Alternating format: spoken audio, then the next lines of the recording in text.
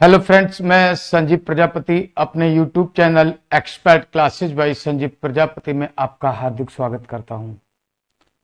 दोस्तों, जैसा कि आप सभी लोग जानते हैं कि हम आजकल daily science for competitive exam series पढ़ रहे हैं और इस सीरीज में आजकल हम लोग ऊष्मा यानी हीट में पढ़ रहे हैं। हीट में हमारा आज का चैप्टर है काइनेटिक थ्योरी ऑफ गैसेस यानी गैसों का अणुगति सिद्धांत। गैसों के अणुगति सिद्धांत की आज ये पहली क्लास है। इस क्लास में हम देखने वाले हैं बहुत सारे महत्वपूर्ण प्रश्न जो बहुत सारे प्रतियोगी परीक्षाओं में पूछे जाते हैं और ये BSc first year second semester से लिए गए हैं। ठीक है, चलिए देखते हैं आज का पहला प्रश्न। पहला प्रश्न लिखा हुआ है, वास्तविक गैस का आदर्श गैस व्यवहार से विचलन कब होता है। यानी आदर्श जो वास्तविक गैस का आदर्श गैस से जो व्यवहार है उसमें कितना विचलन होता है, वो कब होता है कम विचलन, ये बताना है। हम बताते हैं आपको। वास्तविक गैस का आदर्श गैस व्यवहार से विचलन कम होने का कारण होता है उच्च ताप और निम्न दाब दर। यानी कि कैसा होना चाहिए, वास्तविक गैस का जो ताप है वो कैसा उच्च ताप और दाब कैसा होता है निम्न होना चाहिए। आई बात समझ में। उच्च ताप और निम्न दाब पर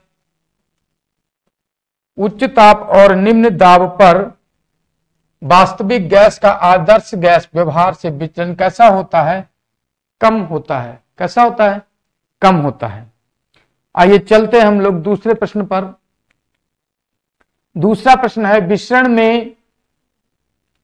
विसरण में निम्न में से किसका अभिगमन होता है।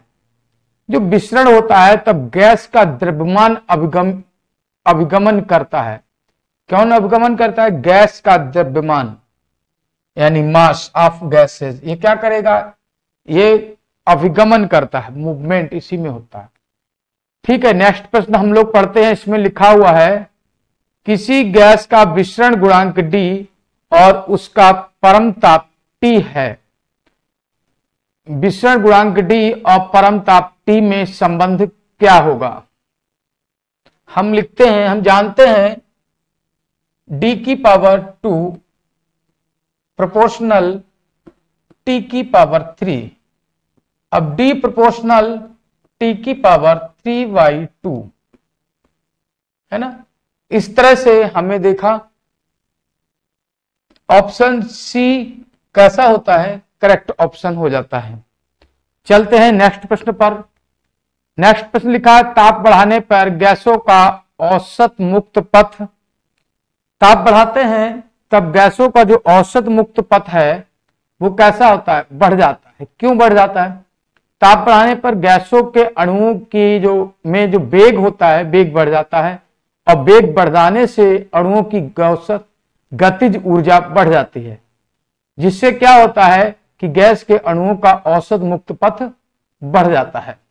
इस तरह से यहां पर ऑप्शन ए कैसा होता है, इस प्रश्न का करेक्ट ऑप्शन होता है। चलते हम लोग नेक्स्ट प्रश्न देखते हैं। लिखा है अनुगति सिद्धांत। ये अनुगति सिद्धांत नहीं होगा, ये होगा अणुगति सिद्धांत। क्या सिद्धांत होगा, अणुगति सिद्धांत। ठीक है, अणुगति सिद्धांत के अनुसार किसी गैस की श्यानता निम्न में से किसके स्थानांतरण के कारण होती है। ठीक है ना। अणुगति का सिद्धांत हमें बताता है किसी गैस की श्यानता जो होती है उसमें क्या होता है, उसका संवेग स्थानांतरित होता है, यानी संवेग में स्थानांतरण होता है, जिसके कारण गैस की श्यानता कम अथवा अधिक होती है। इस तरह से यहां पर ऑप्शन ए करेक्ट ऑप्शन हो जाता है। ऑप्शन ए करेक्ट ऑप्शन हो जाता है। चलते हम लोग नेक्स्ट प्रश्न देखते हैं। अगला प्रश्न हमारे सामने लिखा है, किसी गैस के विषय गुणांक D, घनत्व P और श्यानता गुणांक ईटा में संबंध बताइए।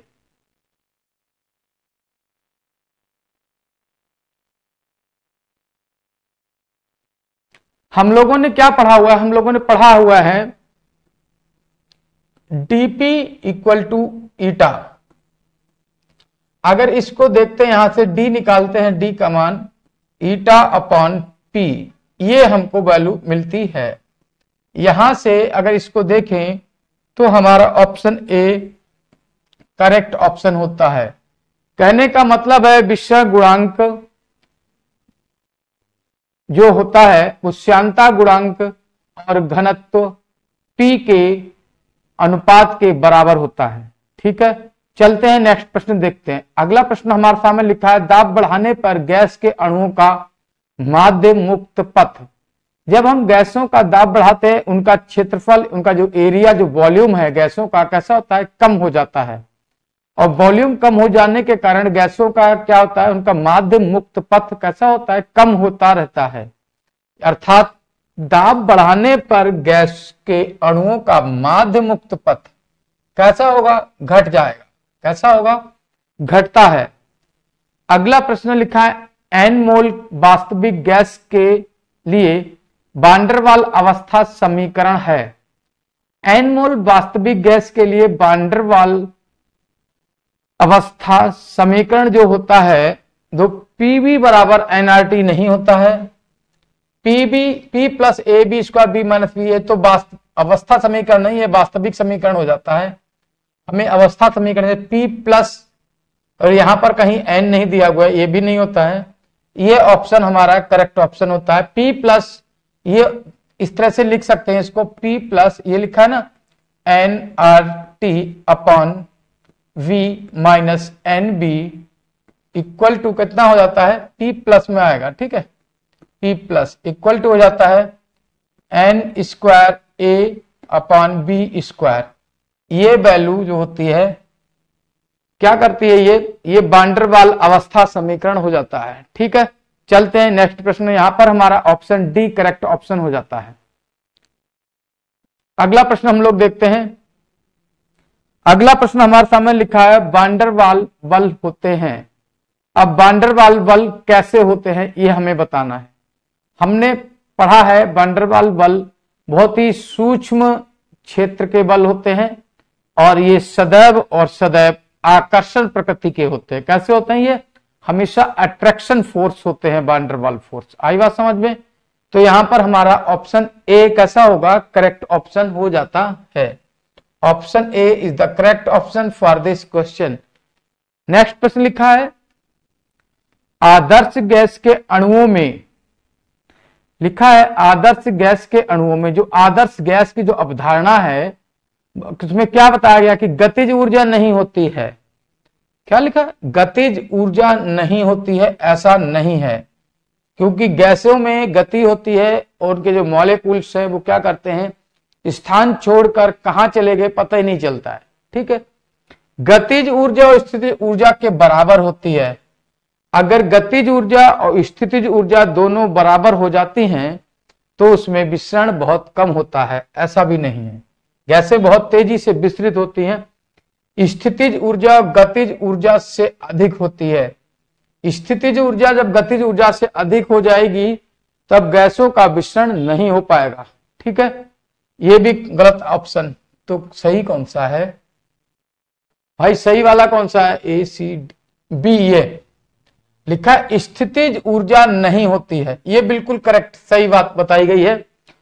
आदर्श गैस के अणुओं में स्थितिज ऊर्जा शून्य मानी जाती है। ठीक है, अर्थात उनमें स्थितिज ऊर्जा नहीं होती है और वो स्वतंत्र रूप से विसरण करने के लिए, विसरित होने के लिए मुक्त होते हैं। चलते हैं नेक्स्ट प्रश्न पर। यहां पर हमारा इस प्रश्न का बी ऑप्शन करेक्ट ऑप्शन हो जाता है। नेक्स्ट प्रश्न लिखा है वास्तविक गैस के समतापी वक्र अतिपरवलय होते हैं। समतापी वक्र कैसे होते हैं, अतिपरवलय होते हैं, और ये कब अतिपरवलय होते हैं ये हमें बताना है। ठीक है, लिखा है आपको बताना है कब ये अतिपरवलय होंगे। वास्तविक गैस के समतापी वक्र अतिपरवलय होते हैं। क्रांतिक ताप से नीचे ताप पर अतिपरवलय नहीं होते हैं। ठीक है, लिखा है क्रांतिक ताप पर भी अतिपरवलय नहीं होंगे। क्रांतिक ताप से अधिक ताप, यानी क्रांतिक ताप से बहुत अधिक ताप पर क्या होते हैं, समतापी वक्र कैसे होते हैं, अतिपरवलय हो जाते हैं, ठीक है ना। तो यहां पर हमारा इस प्रश्न का सी ऑप्शन करेक्ट ऑप्शन होता है। चलते हैं हम लोग नेक्स्ट प्रश्न देखते हैं। लिखा है गैस का क्रांतिक ताप होता है। गैस का क्रांतिक ताप कितना होता है, हम आपको बताएं। गैस का क्रांतिक ताप को कैसे लिखते हैं, हम लोगों ने टीसी पढ़ रखा है। टीसी बराबर 8A/27 RB। कितना पढ़ रखा है, 8A/27 RB। अगर हम प्रश्न के ऑप्शंस को देखें तो यहां पर हमारा सी ऑप्शन करेक्ट ऑप्शन हो जाता है। ऑप्शन सी कैसा हो जाता है, ये करेक्ट ऑप्शन हो जाता है, ठीक है ना। नेक्स्ट प्रश्न हम पढ़ते लिखते हैं। इस पे लिखा है एक गैस को केवल दाब डालकर द्रवित किया जाता है। कैसे द्रवित किया जाता है, केवल दाब डालकर द्रवित किया जाता है। यहां पर इसके 3 ही ऑप्शन दिए हैं। लिखा है इसका ताप गैस के क्रांतिक, ये क्रांतिक नहीं है, ये क्रांतिक है। क्या है ये, क्रांतिक, ठीक है ना। क्रांतिक ताप से ऊपर हो ऐसा नहीं है, क्रांतिक ताप से नीचे होना चाहिए। इसका दाब अति निम्न हो, यह भी कोई बात नहीं है। इसका ताप गैस के क्रांतिक ताप से नीचा हो, यह बिल्कुल सही बताया गया है। तो इस तरह से इस प्रश्न का जो ऑप्शन हमको 3 ऑप्शन दिए थे ए बी सी, इनमें से सी ऑप्शन कैसा है, करेक्ट ऑप्शन हो जाता है। चलते हैं नेक्स्ट प्रश्न पर। नेक्स्ट प्रश्न हमारे सामने लिखा हुआ है वह उच्चतम ताप जिस पर गैस को द्रवित किया जाता है। वह उच्चतम ताप जिस पर गैस को द्रवित किया जाता है। किस ताप पर किसी गैस को द्रवित कर सकते हैं, हम आपको बताएं। वो उच्चतम ताप क्वथनांक नहीं कहलाता है। क्वथनांक पर कोई भी चीज कैसी होती है, उबलने लग जाती है, ठीक है। अर्थात वहां पर उसका एटमॉस्फेरिक फेरिक प्रेशर और उसका बाष्प दाब दोनों कैसे होते हैं, बराबर हो जाते हैं। इसको गलनांक भी नहीं कहते हैं, बैल ताप भी नहीं कहते हैं। वो टेम्परेचर कौन सा है, क्रांतिक टेम्परेचर, क्रांतिक ताप। क्रांतिक ताप हम आपको बताते हैं वह उच्च ताप होता है जिस पर गैस को द्रवित किया जा सकता है, ठीक है ना। चलें नेक्स्ट प्रश्न देखते हैं। अगला प्रश्न हमारे सामने लिखा है जल बाष्प का क्रांतिक ताप कितना होता है। जल बाष्प का क्रांतिक ताप, जल की जो बाष्प होती है उसका क्रांतिक ताप कितना होता है। जल प्रश्न के लिए बताएं। जल वाष्प का जो क्रांतिक ताप होता है वो हमेशा और हमेशा 0 डिग्री सेंटीग्रेड से भी कम होता है। किससे कम होता है, 0 डिग्री सेंटीग्रेड से कम होता है। नहीं 0 डिग्री सेंटीग्रेड नहीं, यहां पर लिखे है। ये ऑप्शन सी ऑप्शन इसका करेक्ट ऑप्शन होता है, ठीक है। चलते हम लोग नेक्स्ट प्रश्न देखते हैं। अगला प्रश्न हमारे सामने लिखा है आदर्श गैस के जूल प्रसार में गैस का ताप घटता है। आदर्श गैस का जूल प्रसार है क्या है, आदर्श गैस का जो जूल प्रसार है उसमें गैस का ताप घटता नहीं है, ठीक है। गैस का ताप बढ़ता भी नहीं है। गैस का ताप पहले घटता है फिर बढ़ता है, ये भी ऑप्शन गलत हो जाता है। इस तरह से हमने देखा हमारा बी ऑप्शन करेक्ट ऑप्शन है। लिखा क्या है, लिखा है गैस का ताप अपरिवर्तित रहता है। यानी कि आदर्श गैस का जो जूल प्रसार है, इसको जूल केल्विन भी बोलते हैं या जूल प्रसार भी बोलते हैं। इसमें क्या होता है, गैस का ताप कैसा रहता है, अपरिवर्तित रहता है, ठीक है। तो हमने देखा इस प्रश्न का बी ऑप्शन सही ऑप्शन हो जाता है। अब हमारे पास अगला प्रश्न लिखा हुआ है गैस के वान-डेर वाल नियतांक और बी हैं। ये और भी नहीं है, ए और बी है। कितना, ए और बी है। उसका व्युत्क्रमण ताप कितना होता है, हम आपको बताते हैं। किसी गैस के वान-डेर वाल नियतांक और ए और बी है, उसका व्युत्क्रमण ताप जो होता है 2A/RB होता है। कितना होता है, 2A/RB होता है व्युत्क्रमण ताप। तो 2A/RB यही वाला हो गया, BR लिखा है यहां पर। तो ऑप्शन बी इसका कैसा है, करेक्ट ऑप्शन है। अर्थात 2A/RB किसी गैस के वान-डेर वाल नियतांक ए और बी के क्या है, व्युत्क्रमण ताप हैं। चलें नेक्स्ट प्रश्न देखते हैं। अगला प्रश्न हमारे सामने लिखा हुआ है, किसी गैस के व्युत्क्रमण ताप T, ये 7I नहीं है, ये TI होगा। कितना होगा? TI, तथा वायु ताप TB में क्या संबंध है? TI तथा वायु ताप TB में क्या संबंध है? हम आपको बताएं, TI जो होती है TB का 2 गुना होती है, यानी कि TB बराबर हमने क्या पढ़ा था? हमने पढ़ा था TB बराबर TI अपॉन 2 पढ़ा था। तो क्रॉस मल्टीप्लीकेशन करते हैं, यहाँ पे TI बराबर हमको 2 इंटू TB प्राप्त हो जाता है। ठीक है ना? तो इस तरह से अगर हम देखें, हमारा ये TI है जहां भी लिखा हुआ है, ठीक है, ये सब जगह TI कर लो। तो ये TI बराबर 2TB हो जाता है। चलिए अगला प्रश्न देखें। अगला प्रश्न हमारी स्क्रीन पर यह रहा, लिखा है, किसी गैस के अणुओं के मध्य मुक्त पथ का परिमित मान क्या होता है? हम आपको बताएं, किसी भी गैस का जो माध्य मुक्त पथ होता है, इसका परिमित मान जो होता है वो कभी भी स्थिर नहीं रहता। आई बात समझ में? एक दूसरे के अन्योन्य क्रिया नहीं करते हैं, ठीक है, ये ऑप्शन हमारे लिए सही नहीं है। उनका परिमित आकार होता है, परिमित आकार नहीं होता। उनके वेग भिन्न भिन्न होते हैं, ऐसा भी नहीं है। हम कह सकते हैं कि उनके वेग बदलते रहते हैं। कैसे? उनके वेग बदलते रहते हैं, जिसके कारण गैस के अणुओं का माध्य मुक्त पथ जो है वो परिमित मान में नहीं होता है। ठीक है, चलते हैं नेक्स्ट प्रश्न देखते हैं। अगला प्रश्न हमारे सामने लिखा है, किसी गैस के अणुओं का माध्य मुक्त पथ होता है। किसी गैस के अणुओं का जो माध्य मुक्त पथ है वो कौन सा होता है, ये हमें बताना है, उसकी परिभाषित करना है। अणुओं के बीच की माध्य दूरी को माध्य मुक्त पथ नहीं कहते हैं, अणुओं की स्वतंत्र दूरी को भी माध्य मुक्त पथ नहीं कहते हैं, अणु जितनी दूरी तय करते हैं उसको भी माध्य मुक्त पथ नहीं कहते हैं। दरअसल होता क्या है कि गैस के अणुओं के बीच में क्या होते हैं, आपस में टक्करें उत्पन्न होती हैं। जो बताया गया है ऑप्शन डी में लिखा गया है, क्रमिक संघट्टों के मध्य अणु द्वारा तय की गई दूरी का मध्यमान, मध्यमान मतलब एवरेज। ठीक है, क्रमिक संघट्टों के मध्य अणु द्वारा तय की गई दूरी को ही अणुओं का माध्य मुक्त पथ कहते हैं। आई बात समझ में? ठीक है ना? चलें दूसरा प्रश्न देखते हैं। अगला प्रश्न हमारे सामने लिखा है, ताप बढ़ाने पर गैस के अणुओं का औसत मुक्त पथ। जब हम ताप बढ़ाते हैं तो गैस के अणुओं की जो गति होती है, उनका वेग जो होता है बढ़ जाता है, और गैस के अणुओं की गतिज ऊर्जा बढ़ जाती है।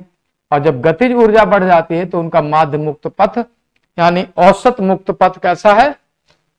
बढ़ जाता है। कैसे बढ़ जाता है? इस प्रश्न का ये ऑप्शन हमारा ठीक हो जाता है। चलते हैं नेक्स्ट प्रश्न पर। लिखा है, दाब बढ़ाने पर गैस के अणुओं का माध्य मुक्त पथ, यानी कि दाब बढ़ाने पर गैस के अणुओं के माध्य मुक्त पथ पर क्या प्रभाव पड़ता है। अब हम बताएंगे कि गैस जो होता है, गैस का जो अणुओं का माध्य मुक्त पथ होता है, ये दाब पर निर्भर नहीं करता, दाब पर निर्भर नहीं करता, तो दाब बढ़ाने पर कोई प्रभाव नहीं पड़ेगा। और जो माध्य मुक्त पथ का मान जो है वो कैसा रहेगा? अपरिवर्तित रहेगा। आई बात समझ में? इस तरह से हमने यहां पर देखा, हमारा ऑप्शन बी कैसा है? करेक्ट ऑप्शन हो जाता है। चलते हम लोग नेक्स्ट प्रश्न देखते हैं। नेक्स्ट प्रश्न में हमारे सामने लिखा हुआ है, सिद्धांत के अनुसार किसी गैस की श्यानता निम्न में से किसके स्थानांतरण के कारण होती है। अब जो श्यानता है वो हमने अभी आपको बताया था कि वो किसके स्थानांतरण के कारण होती है? संवेग के स्थानांतरण के कारण होती है। किसी गैस में जो श्यानता होती है तो गैस के अणुओं के संवेग के स्थानांतरण के कारण होती है। उसमें क्या होता है, गैस के अणुओं के बीच का जो मोमेंटम है वो एक दूसरे में ट्रांसफर होता रहता है, और गैस के अणु आपस में टक्कर लगने के कारण क्या होते हैं, उनमें वेग बढ़ जाता है और वो अधिक गति ऊर्जा के साथ गति करते हैं। चलते हैं नेक्स्ट प्रश्न देखते हैं। अगला प्रश्न हमारे सामने लिखा हुआ है, अणुगति सिद्धांत के अनुसार किसी गैस की ऊष्मा चालकता कितने स्थानांतरण के कारण होती है? किनके स्थानांतरण के कारण होती है? ठीक है ना। हम आपको बताएं, गैसों किसी गैस की जो ऊष्मा चालकता है, ऊष्मा चालकता जो होती है वो ऊर्जा के स्थानांतरण के कारण होती है। किसके कारण होती है? ऊर्जा के स्थानांतरण के कारण होती है। ठीक है ना।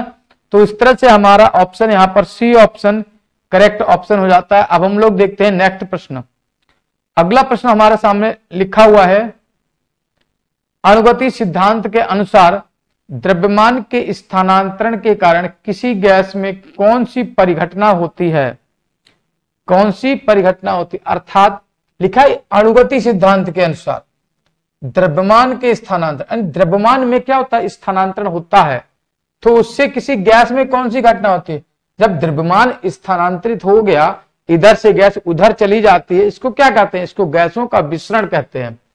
क्या कहते हैं इसको? गैसों का विसरण कहते हैं। तो इस तरह से हमारा इस प्रश्न का उत्तर हो जाता है ऑप्शन बी करेक्ट ऑप्शन हो जाता है। चलें अगला प्रश्न लिखा हुआ है, किसी गैस का श्यानता गुणांक इसके परम ताप के किसी गैस का श्यानता गुणांक जो होता है इसके परम ताप के किस तरह से होता है? तो हम बताएं, किसी गैस का जो श्यानता गुणांक ईटा जो होता है उसके परम ताप के वर्गमूल के अनुक्रमानुपाती होता है। ये वर्गमूल के समानुपाती हो गया। आई बात समझ में? तो यहां पर ऑप्शन पढ़ते हैं कि परम ताप के अनुक्रमानुपाती होता है या व्युत्क्रमानुपाती होता है, ये सब गलत बात है। लिखा है वर्गमूल के समान अनुक्रमानुपाती होता है, तो ये सही है। आई बात समझ में? ठीक है, नेक्स्ट ऑप्शन पढ़ने की जरूरत ही नहीं है। किसी गैस का यहां पर ऑप्शन हो गया हमारा सही, सी ऑप्शन सही हो जाता है। चलिए नेक्स्ट प्रश्न देखते हैं। अगला प्रश्न हमारे सामने लिखा है, किसी गैस का ऊष्मा चालकता गुणांक किसी गैस का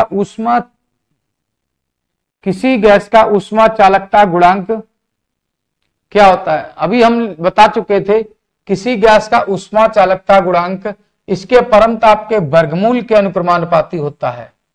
अभी अभी तो निकाला ना, इसके परम ताप के वर्गमूल के अनुक्रमानुपाती होता है। अनुक्रमानुपाती को ही समानुपाती कहते हैं। ठीक है ना। चले हम लोग नेक्स्ट प्रश्न देखते हैं। अगला प्रश्न हमारे सामने लिखा है, एक बर्तन में एक अणु है, यदि अणुओं की संख्या 2n कर दी जाए तो गैस का दबाव हो जाएगा। एक अणु, यहां पर n होना चाहिए, एक n लिख लो या n अणु लिख लो, ये यहां पे होगा n अणु है। एक बर्तन में n अणु है तो अणुओं की संख्या 2n कर दिया जाए, यानी कि अणुओं की संख्या कहती डबल कर दी गई है। आपको मैं बताऊं, जो n होता है, जो p होता है वो n के समानुपाती होता है। ठीक है ना। तो n है तो p हो गई, और इसको अगर 2n करोगे तो ये समानुपाती किसके हो जाएगा? 2p के। यानी कि अणुओं की संख्या अगर डबल कर दी जाएगी तो जो प्रेशर है, गैस का दबाव है, वो भी कैसा हो जाएगा? 2 गुना हो जाएगा। कैसा हो जाएगा? 2 गुना हो जाएगा। आई बात समझ में? चलते हम लोग नेक्स्ट क्वेश्चन देखते हैं। अगला प्रश्न हमारे सामने लिखा है, वर्ग माध्यमूल वेग और माध्य चाल BAB में का अनुपात कितना होगा? यानी कि BRMS और BAB का हमें रेशियो पूछा है। चलो हम निकालते हैं, देखते हैं। BRMS अनुपात किसका है?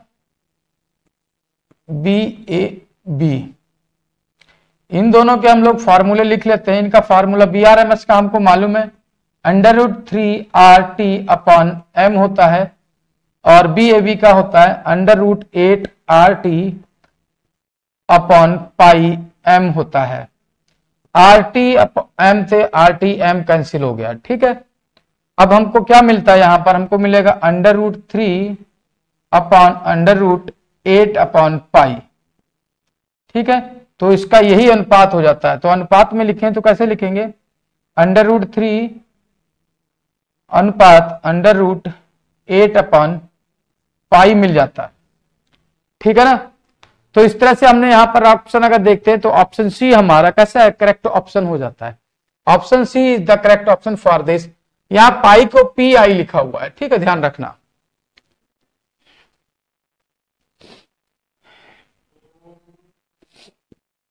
अगला प्रश्न हमारे सामने लिखा हुआ है, किसी ताप पर M1, ये M1 M2 होगा, ठीक है। किसी ताप पर M1 और M2 अणुभार वाली दो विभिन्न गैसों की वर्ग माध्य मूल चालों का अनुपात कितना है, यानी कि द्रव्यमान कितना है उसका M2 M1 और M2 है, तो वर्ग माध्य मूल चालों का अनुपात अगर हमसे पूछा जाता है तो Brms1 और Brms2 जो होता है वो under root M2 upon M1 हो जाता है।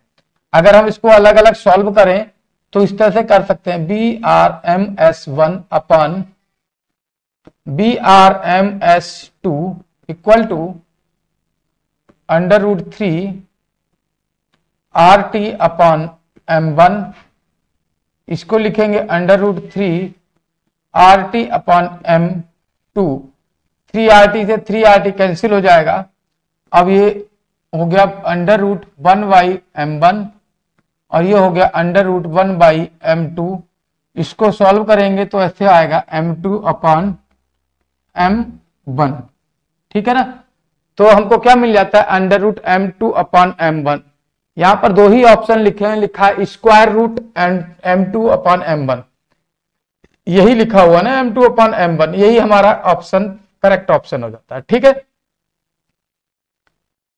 इस तरह से आज का हमारा सेशन समाप्त होता है। मिलते हैं अब हम लोग अगले सेशन में। और हाँ, जो लोग हमारी वीडियो पहली बार देख रहे हैं वो लोग हमारे चैनल को सब्सक्राइब करें, वीडियो को लाइक करें और कमेंट करके बताएं कि आपको किन किन टॉपिक्स पर किस किस तरह की वीडियो चाहिए, ठीक है ना। चलिए, हमारा वीडियो देखने के लिए धन्यवाद।